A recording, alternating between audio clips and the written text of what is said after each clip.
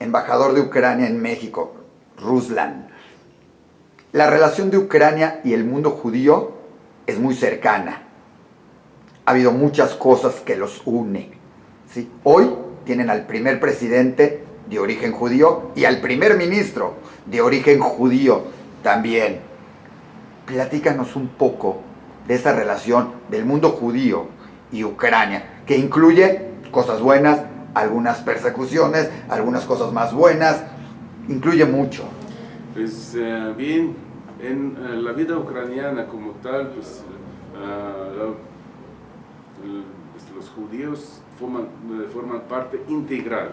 Hasta ahora en Ucrania viven como más de 400.000 judíos de origen judío, y pues eran más, podemos decir así, y mucho más en la época de Unión Soviética.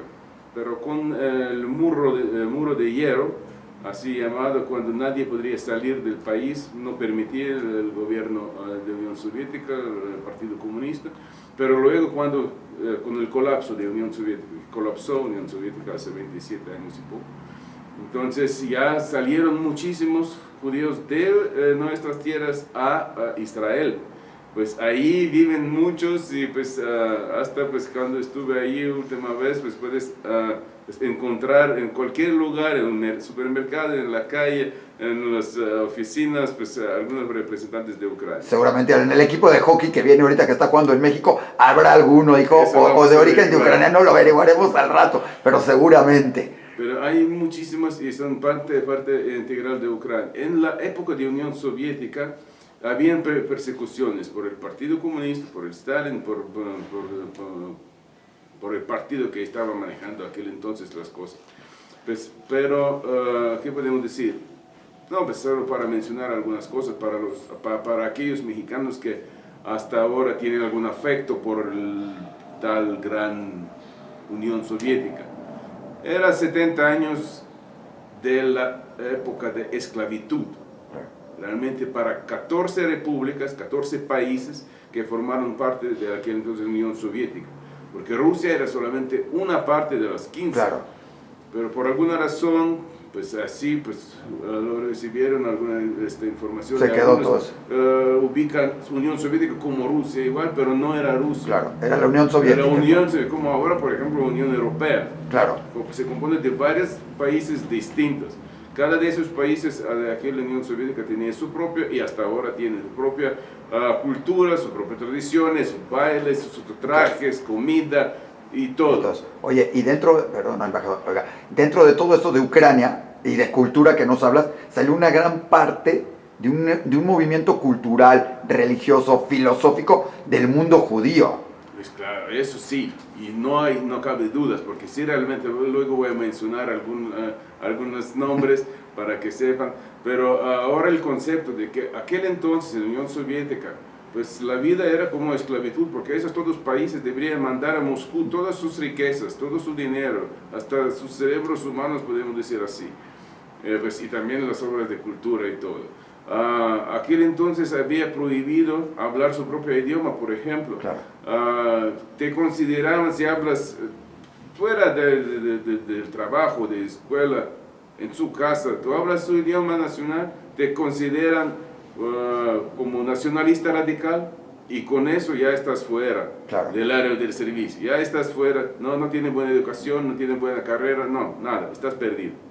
Otra cosa es la cuestión de la religión, porque aquel entonces nosotros pues ya todos creíamos en Dios, somos cristianos, pero si te ven en la iglesia y te dicen pues, presidente del Partido Comunista de tu club, de tu casa, de tu trabajo, no importa qué, pues te consideran también como opositor del partido, y no tienes ni buena educación, ni trabajo, ni nada, estás fuera. A usted le tocó esa época porque esto tiene pues exactamente, muy de chiquito, realmente. Viví en esta época, y por eso puedo decirle con toda confianza, en toda seguridad, cómo era, porque yo viví en esta época. Pero si no eres nacionalista, ni hablas su idioma, si no visitas iglesias, pero eres judío, aquel entonces, en la época de la Unión Soviética, ya estás perdido. Y ya no tiene ni buena educación, ni buena carrera en todo. Era un párrafo en el pasaporte para sí, eres judío. Partido Comunista, Unión Soviética, pues ya estaba perdido. Entonces ya con el colapso de la Unión Soviética, gracias a Dios, ya quitamos esas reglas y ya vivimos esas 14 repúblicas ya que están liberados de Rusia, están independientes, no pretendemos regresar a la órbita de influencia rusa, ya vivimos con los valores civilizados y pues para nosotros eres ciudadano sin importar tu origen, pero hablando de judíos, pues bien señores, primer ministro pues tiene apellido Groisman, nuevo presidente Zelensky.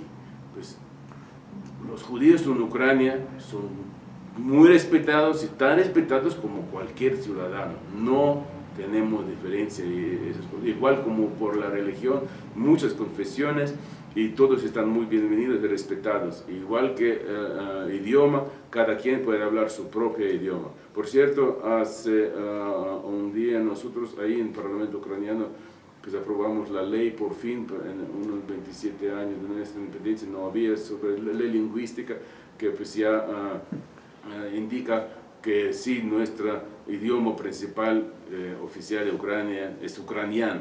La diferencia en ucraniano y ruso es tal igual como entre portugués y español. Son idiomas distintos, tenemos algunas letras que no hay alfabeto ruso.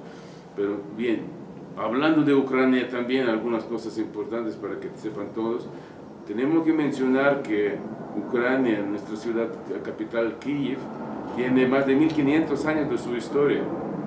Y pues por ejemplo, Moscú tiene 800 y pico, 2 veces más antiguo que, y por cierto, Moscú fue fundado por un conde de Kiev, aquel entonces. Y otros países, otras ciudades también rusos ahora, pues fueron fundados por Kiev. Muy interesante la historia de todo lo que es la historia de Ucrania hoy en día. Preguntar cualquier ruso te van a decir que Kiev se considera madre de las ciudades rusas. Bien, entonces hacemos intervalo.